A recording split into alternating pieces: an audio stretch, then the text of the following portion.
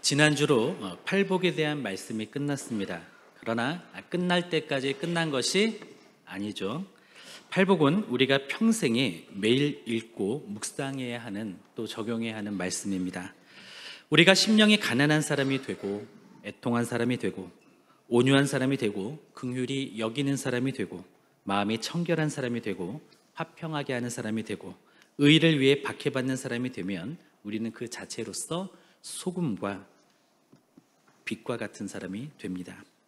예수님은 억압받고 눌려있는 비루한 인생들에게 8가지의 복에 대해서 말씀하셨습니다. 그리고 그들을 복된 자로 부르셨습니다. 그리고 오늘 본문에서는 그들을 향해서 너희가 세상의 소금이다, 너희는 세상의 빛이다 라고 말씀해 주셨습니다. 너희는 저 수많은 사람들에게 없어서는 안 될 존재야, 너희들은 보석보다 빛나는 존재야 라고 말씀해 주신 것이죠. 오늘 본문을 통해서 우리에게 주시는 하나님의 음성을 듣기를 원합니다. 첫째로, 세상은 나아지고 있는 것이 아니라 그 반대로 가고 있습니다.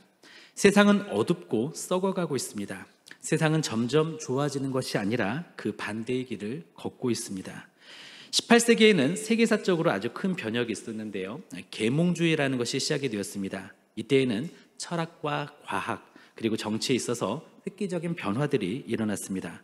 계몽사상가들은 인간의 이성의 힘을 믿었습니다. 그리고 이 이성을 잘 사용하기만 한다면 인류는 끊임없이 발전할 것이라고 믿었습니다. 이때부터 하나님의 말씀 대신에 인간의 철학과 사상을 떠받드는 모습이 곳곳에서 나타났습니다. 그리고 19세기에 들어서서는 다윈, 니체, 마르크스, 프로이드 등이 등장합니다. 다윈은 신학교 출신이었습니다. 그는 그런데 신앙을 떠나고 창조주를 부정하고 진화론을 전파했습니다. 니체는 목사의 아들이었습니다. 그러나 그도 신앙을 떠나고 신은 죽었다라고 외치죠.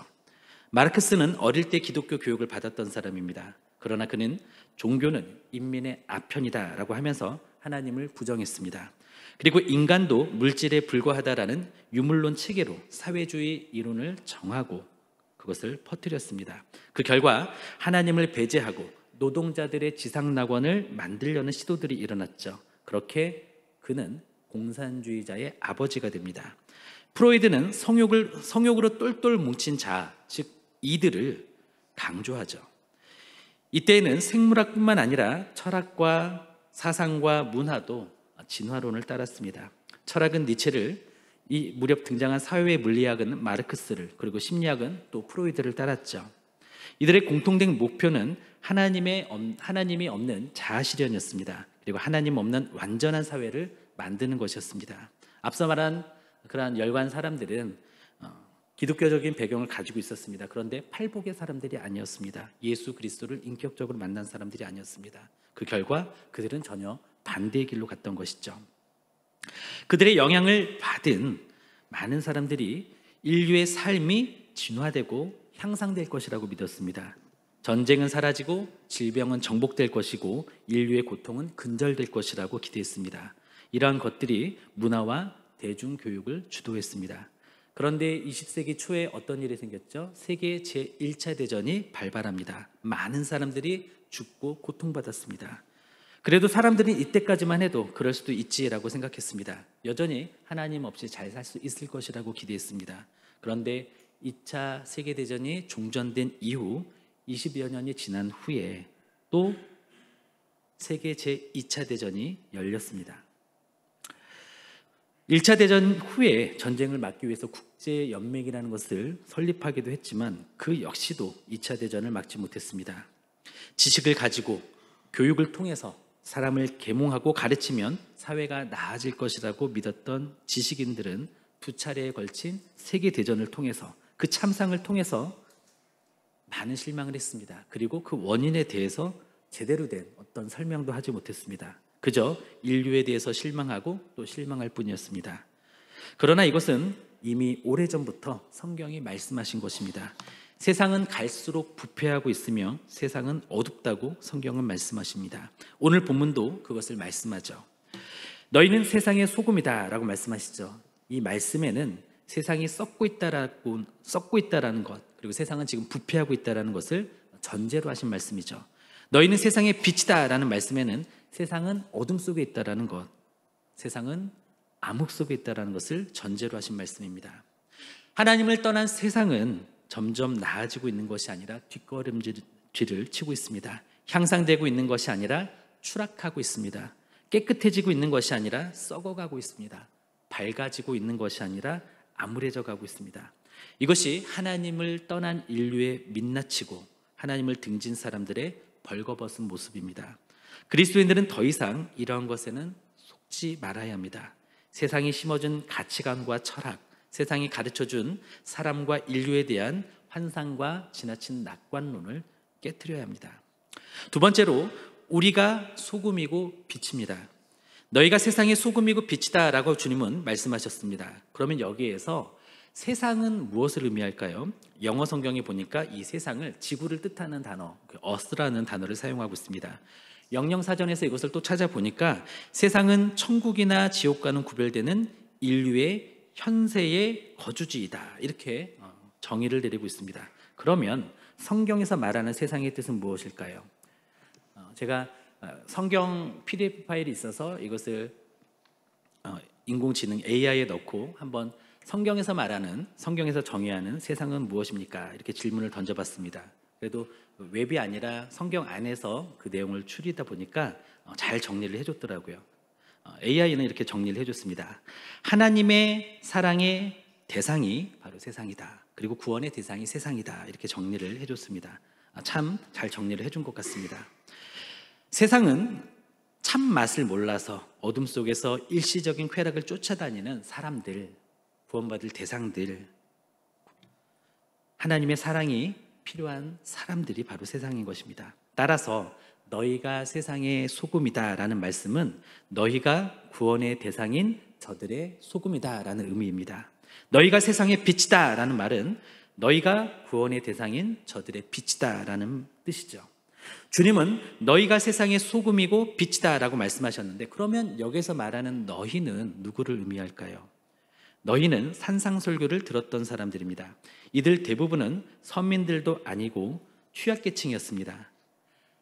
땅이 있는 농부들이나 아니면 땅을 임대해서 일하는 소작농들은 아마 이 자리에 없었을 것입니다. 자신이나 친척 중에 배가 있어서 고기를 잡던 어부들도 갈릴리 호수에 나가 있었을 것입니다. 산상수훈을 듣고 있지 않았을 것입니다. 목자들이나 목동들은 양들과 함께 들에 있었을 것이죠. 땅도 없고 배도 없고 가축도 없던 이들은 목수일로 연명을 하면서 인력시장에서 거기를 서성거리면서 일을 찾거나 일용직에 고용된 사람들은 어딘가에서 일하고 있었을 것입니다. 예수님께서 산상설교를 하실 때 예수님 앞에 모였던 사람들은 기댈 것이 없는 사람들이었습니다. 힘도 없는 사람들이었습니다. 마태복음 4장에 보면 예수님 앞에 나온 무리들이 어떤 사람들이었는지 잘 표현되고 있습니다. 우리 마태복음 4장 23절에서 25절까지 함께 말씀을 보겠습니다. 같이 읽습니다. 예수께서 온 갈릴리에 두루 다니사 그들의 회당에서 가르치시며 천국 복음을 전파하시며 백성 중에 모든 병과 모든 약한 것을 고치시니 그의 소문이 온 수리아에 퍼진지라. 사람들이 모든 앓는 자 곧 각종 병에 걸려서 고통당하는 자, 귀신 들린 자, 간질하는 자, 중풍병자들을 데려오니 그들을 고치시더라. 갈릴리와 데가볼리와 예루살렘과 유대와 요단강 건너편에서 수많은 무리가 따르니라. 아멘. 예수님이 너희라고 말한 사람들은 앓는 사람들, 즉 각종 병에 걸려서 고통당하는 사람들이었습니다. 귀신 들린 사람들, 간질하는 사람들, 중풍병자들이었습니다. 그리고 그 병자의 가족으로서 함께 고통받으며 소망을 잃어버리고 살아가던 그들의 가족들이 예수님 앞에 모였습니다. 이들은 오늘날로 치면 지난주에 언급했던 그런 사람들이었습니다.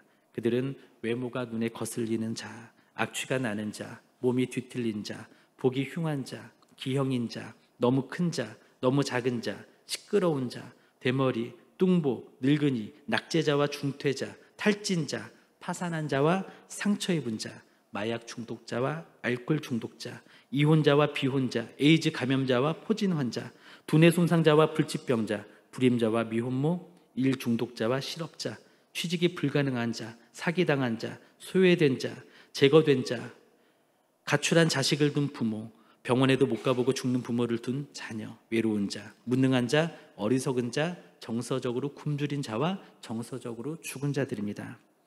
예수님께서는 자신의 앞에 모인 이러한 사람들에게 말씀하십니다. 너희가 저들의 소금이다. 너희가 저들의 빛이다.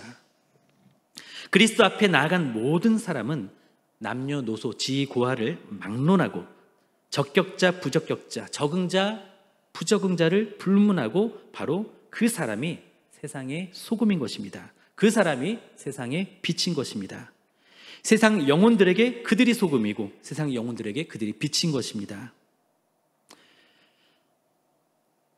너희가 저들의 소금이며 너희가 저들의 빛이다 라고 주님은 선언하십니다. 예수님은 그들을 향해서 세상의 소금이고 빛이다 라고 말씀하십니다. 병자여 당신이 소금이다. 귀신 들린 자여 당신이 빛이다. 중풍병자여 당신이 세상을 이롭게 할 것이다. 직업이 없는 자여 당신이 세상을 밝힐 것이다 라고 말씀하십니다. 그렇게 다가온 복음이 냄새나고 더러운 우리들을 소금이 되게 하셨습니다. 너절하고 우울한 우리들을 빛이 되게 하셨습니다. 비루한 우리들에게 너희가 저들의 빛이며 소금이다라고 주님께서는 단정지어 주셨고 확언해 주셨고 선포해 주셨습니다. 사회학 용어로 현실태와 가능태라는 말이 있습니다. 보통 사람들은 현실의 모습을 보죠. 그러나 비범한 사람들은 가능성을 봅니다. 보통 사람은 커다란 대리석을 보면 이렇게 말합니다. 큰 돌이네. 끝이죠. 그러나 미켈란젤로와 같은 천재 조각가는 그 돌을 보면서 이렇게 말합니다. 다윗상이 걸어간다. 다시 말해 보통 사람은 현실의 모습인 현실태를 보고 비범한 사람은 가능한 모습인 가능태를 본다는 것이죠. 그러면 예수님은 무엇을 보셨을까요? 예수님은 성취한 모습 또는 이미 이루어진 모습인 성취태, 이룸태를 보셨을 것입니다. 이러한 용어는 없지만 문맥에 맞춰서 지어봤습니다. 예수님은 눈앞에 있는 너절하고 더러운 사람들에게 무엇을 말씀하셨죠? 비루한 사람들이여 인내하고 절약하고 살아라. 힘이 없는 사람들이여 노력하면 언젠간 너희들에게도 서광이 비칠 것이다. 그렇게 하시면서 현실의 모습, 가능할 만한 모습을 말하면서 다독거리고 격려하셨습니까? 아니죠. 예수님은 하나님의 시각에서 이미 성취된 모습을 말씀하셨습니다.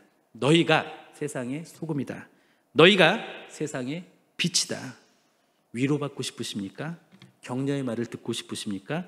그런데 우리 주님은 우리를 위로가 필요 없는 상태, 격려가 필요 없는 상태에 대해서 말씀하십니다. 너희는 세상의 소금이다. 너희는 세상의 빛이다. 우리 가슴에 손을 얹고 한번 이렇게 말해볼까요? 저는 세상의 소금입니다.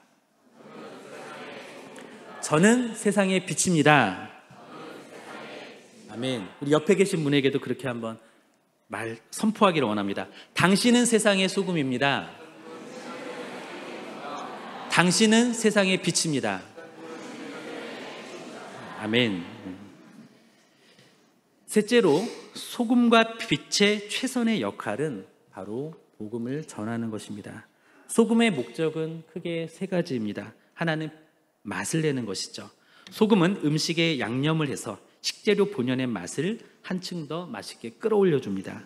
다른 하나는 방부제가 되는 것입니다. 소금은 음식을 보존하는 데 널리 사용되었습니다. 예수님 시대의 갈릴리 어부들은 생선을 잡으면 생선 위에 굵은 소금을 뿌려서 썩는 것을 방지했습니다. 셋째는 소금은 깨끗함을 뜻했습니다.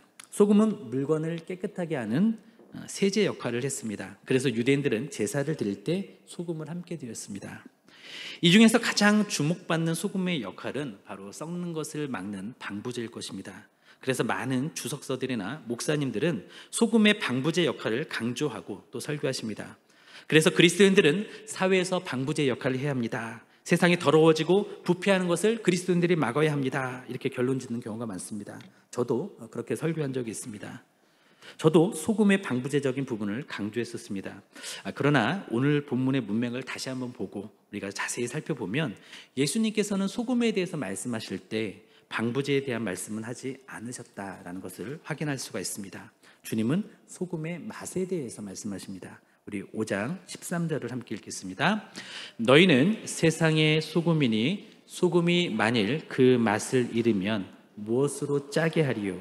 후에는 아무 쓸데없어 다만 밖에 버려져 사람에게 밟힐 뿐이니라. 말씀의 문맥에 보면 예수님께서는 세상이 도덕적으로 부패하고 있는데 방부제가 되어서 그것을 지연시켜라 이렇게 말씀하지 않죠. 예수님은 소금의 맛에 대해서 말씀하십니다.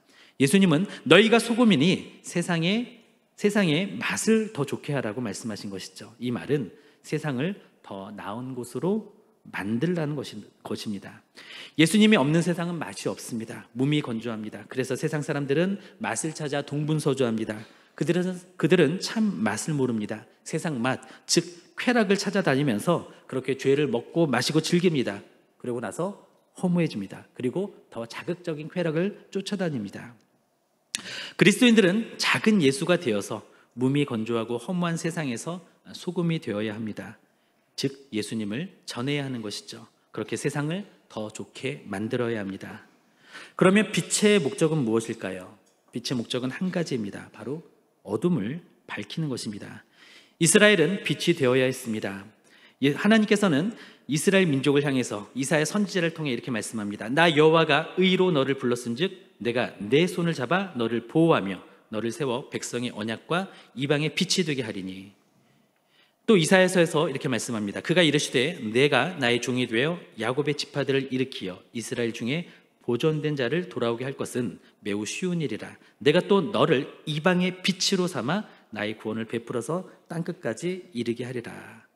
이스라엘은 국가였고 교회였고 성도였습니다. 그래서 이스라엘에게 이것을 주님은 원하셨습니다. 이방인의 빛으로 삼으셨습니다. 그런데 이스라엘은 다른 나라와 다른 사람들과 똑같았습니다. 그들도 권력 투쟁을 하고 분파와 갈등을 일으키고 군사력을 키우고 군사력 대 군사력으로 맞섰습니다. 그렇게 이스라엘은 실패했습니다. 예수님은 이스라엘이 아니라 주님 앞에 나온 모든 사람들을 이제 빛이라고 부르십니다. 그리고 오늘도 그 빛을 비추기를 바라고 계십니다. 로이드 존스 목사님은 소금과 빛의 역할을 그리스도인의 수동적인 자세와 능동적인 자세라고 설명을 하십니다. 그 목사님은 소금의 방부제 역할을 강조하여 소금의 존재가 되어서 세상의 부패를 막으라고 합니다. 이것은 그리스도인의 소극적인 자세, 수동적인 자세라고 합니다. 그리고 그렇게 본인의 됨됨이가 된 다음에 빛이 되어 어두운 세상을 밝히라고 합니다. 이것은 그리스도인의 적극적인 자세, 능동적인 자세라고 말합니다. 그래서 먼저 소금의 존재가 된 후에 빛으로 행하라고 가르칩니다. 됨됨이가 된 후에 일하라라는 것이죠.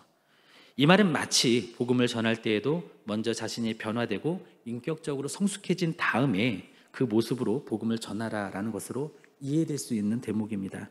물론 그것은 가장 이상적인 모습입니다. 그러나 성경에 보면은요, 사마리아 여인은 우물가에서 예수님을 만나고 예수님이 메시아시라는 것을 확신하게 되자 물동이를 버리고 마을로 뛰어가서 바로 복음을 전했습니다. 예수님을 전했습니다. 사도 바울은 때를 얻든지 못 얻든지 복음을 전하라 이렇게 말하면서 복음의 시급성에 대해서 강조했습니다. 우리가 인격적으로 다 성숙해져서 다른 사람들에게 감동을 줄 수 있는 사람이 되기를 기다렸다가 복음을 전하면 우리는 아마 평생에 한두 사람 정도 감동시키고 그 사람에게만 복음을 전할 수 있을 것입니다. 그러나 믿음은 봄에서 나는 것이 아니라 들음에서 납니다. 우리는 행함으로 복음을 보여주어야 합니다. 그러나 그러기 전에도 우리는 말로 복음을 전해야 합니다. 먼 훗날에 언제쯤이 아니라 현재 자신이 있는 이곳에서 내가 만나는 그 사람에게 복음을 전해야 하는 것이죠. 착한 행실은 선행으로 감동을 주라는 것이 아닙니다. 등불을 비추는 삶은 빛 대신 주님과 동행하는 삶입니다. 그렇게 빛 대신 주님, 사랑의 주님을 닮은 모습으로 사람에게 비추는 것입니다. 이것은 이웃을 자신의 몸과 같이 사랑하는 것으로 나타나죠. 그리고 그것은 이웃사랑의 최고의 실천인 바로 복음을 전하는 전도로 나타납니다. 이것이 바로 착한 행실인 것입니다. 우리나라의 설문조사를 보면 천주교, 불교, 개신교 중에서 개신교가 가장 신뢰를 받지 못하고 있습니다. 그것은 교회의 탓이고 교역자들의 탓이고 교인의 탓이고 우리 탓입니다. 신학생 초기에 저는 늘 머리에서 떠나지 않았던 말이 있었습니다. 목사가 되기 전에 성도가 되라. 성도가 되기 전에 사람이 되라. 우리는 그리스도인으로서 기본적인 인품을 가져야 합니다. 뿐만 아니라 성도의 성품을 가져야 합니다. 됨됨이가 되어야 합니다. 그러나 됨됨이보다 더 중요한 것이 있습니다. 그것은 바로 순종입니다. 우리는 노력하는 그리스도인으로서 변화되고 있는 중이라고 저는 그렇게 믿고 있습니다. 우리가 변화되는 중에 있다면 스스로 위선자라고 생각하지 말고 자신의 연약함을 겸허히 또 자신의 부족한 상태를 인정하고 받아들이시기를 바랍니다. 그리고 말씀에 순종해서 소금의 맛을 내고 빛을 비추시기를 바랍니다. 나는 부족하지만 변화되려고 노력하고 있는 중이야. 친구야, 부족한 내 입술로 전하는 이 복음을 들어줘. 나는 부족하지만 그래도 예수님을 믿어야 돼. 이렇게 우리는 부족한 중에도 복음을 전하기를 바랍니다. 모든 문제의 근본 해결책은 무엇일까요? 아까 말씀드렸던 어떤 사회학이라든가 심리학이라든가 철학이라든가 사상의 발전, 계몽주의 같은 것일까요? 아닙니다. 모든 문제의 근본 해결책은 바로 복음입니다. 어떻게 기독교가 탄압받는 종교에서 로마의 국교가 되었을까요? 초대교회의 성도들은 멸시와 천대를 받았습니다. 그들은 박해를 받았습니다. 로마의 원형 경기장에서 사자들에게 찢기고 사자밥이 되었습니다. 기둥에 묶이고 기름이 발라진 채 산채로 횃불이 되게 됐습니다. 관직에서 박탈되고 재산을 몰수당하고 쫓기고 참수당하고 거꾸로 십자가에 못 박히기도 했습니다. 그래서 그리스도인들은 극심한 박해를 피해서 카타콤이라고 하는 지하동굴에 숨어서 믿음을 연명해 갔습니다. 생명을 유지해 갔습니다. 그런데 주후 313년에 콘스탄티누스 황제는 밀라노 칙령을 공포합니다. 그리고 얼마 되지 않아 기독교를 로마의 국교로 삼게 됩니다. 박해 중에도 로마에서는 기독교 인구가 조용히 증가하고 있었습니다. 로마의 귀족 청년들은 연애는 귀족의 딸들과 했습니다. 그런데 결혼은 그리스도인 처녀들과 했습니다. 왜냐하면 그리스도인들만 순결했기 때문이죠. 당연히 그리스도인 처녀들은 어머니가 되어서는 자신들의 자녀를 믿음으로 키웠습니다. 그리스도인은 그리고 교회는 이렇게 도덕적으로 승리를 했습니다. 그들의 존재 자체가 소금이고 빛이었습니다. 초대 교회는 정치 활동을 하지 않았습니다. 믿는 사람들이 다 같이 모여서 선언문을 낭독하고 결집력으로 정부를 압박하지도 않았습니다. 바울이나 사도들도 로마 정부에 대해서 어떤 정치적인 비평도 하지 않았습니다. 교회가 사회의 한쪽을 비판하고 비평하면 그 한쪽은 복음을 거부하게 됩니다. 교회가 세력을 과시하면 복음에 대해 마음의 문을 닫는 사람들이 증가합니다. 교회의 본연의 임무는 무엇입니까? 바로 복음을 전하는 것입니다. 한국은 지금 총체적으로 위기입니다. 정치, 경제, 사회, 문화, 언론, 미디어 등은 너무나 혼란스럽습니다. 행정부, 입법부, 사법부 너무나 어지럽습니다. 그런데 이러한 것의 근본 해결책 역시 복음뿐이라는 것입니다. 믿는 사람들이 모여서 대규모 집회를 해서 선언문을 낭독하고 목소리를 높이고 또 그렇게 힘을 합치면 특정 사안에 대해서는 지연 효과가 있을 것입니다. 그러나 그러는 동안에 그 모습을 보고 복음의 마음의 문을 닫는 사람들이 증가하게 됩니다. 그리고 그 모습을 보고 성장하는 세대들은 복음 자체에 거부감을 갖게 됩니다. 다수 대 다수로, 힘 대 힘으로, 무력 대 무력으로 맞서는 것은 예수님께서 가르쳐 주신 소금과 빛의 역할이 아닙니다.